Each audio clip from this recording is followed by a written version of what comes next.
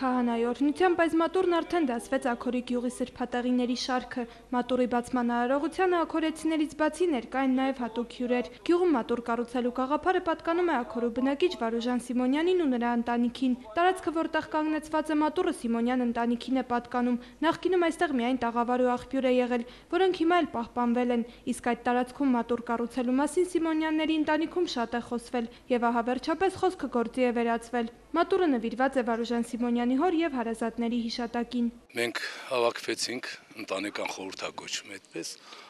որոշեցինք, որ մենք պետք է անենք մի բան, անենք մեր հոգու նաեւ հանգստության համար եւ ժողովրդի համար, ու որոշեցինք, որ մեր պապենական այս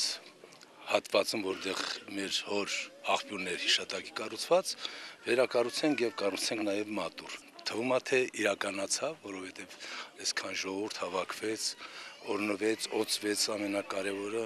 եւ գտնում ենք, որ սա մեր սրբատեղիներից մեկը կլինի, որտեղ մենք միշտ կարող ենք լինել, առ Աստված աղոթել, մտածել եւ դրանից հետո նաեւ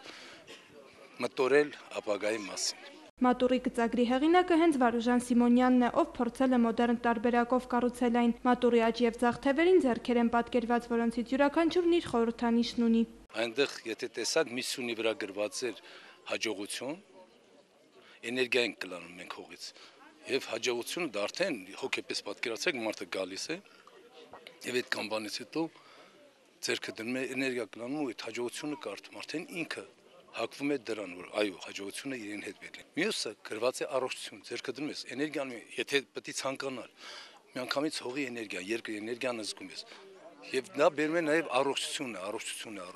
քեզ տալիս։ Ու դրանից հետո էլի նույն կոմոմը վառեցիր, մտորեցիր, կողքին տեսակ նաև կառուցված են հանգստի գոտիներ, նստեն, բայել են, իրար հետ զրուցեն, մտորեն ու վերադառնան առողջ իրենց տուն։ Այստեղ եւս դուք հնարավորություն ստացաք աղոթելու առ Աստված, ձեր մոմը վառելու, ձեր խունկը ծխալու,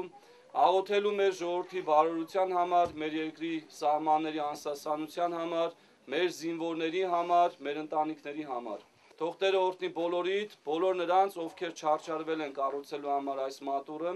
թող Տերը օրհնի մեր ժողովրդին, որ օրեցօր ավելացնում մեր սրբությունները, արժևորում մեր սրբությունները, ինչպես նաև ոչ միայն սահմանափակվում է արժևորմամբ, այլ նաև պիտի կարողանա պահի ու պահպանի։ Մեծ է ոգևորությունը նաև աքորեցիների շրջանում, թեև Աքորիում գործում է Սուրբ Գևորգ եկեղեցին, սակայն գյուղի բնակիչներն ուրախ են, որ սրբատեղիների թիվը եւս մեկով ավելացավ։ Աքորու բնակիչ Հասմիկ Պետրոսյանն ասում է, որ որպես քրիստոնյա ինքը կարևորում է նոր սրբատեղիների կառուցումը։ Այս մատուրը առհասարակ, որ տերտերնել օրհնեց, այստեղ ամասը սրբություն է մեզ համար, որ կարելի է երկար պաշտել ու երբեք չձանձրանալ մեր հայ ժողովրդին, մեր զինվորներին,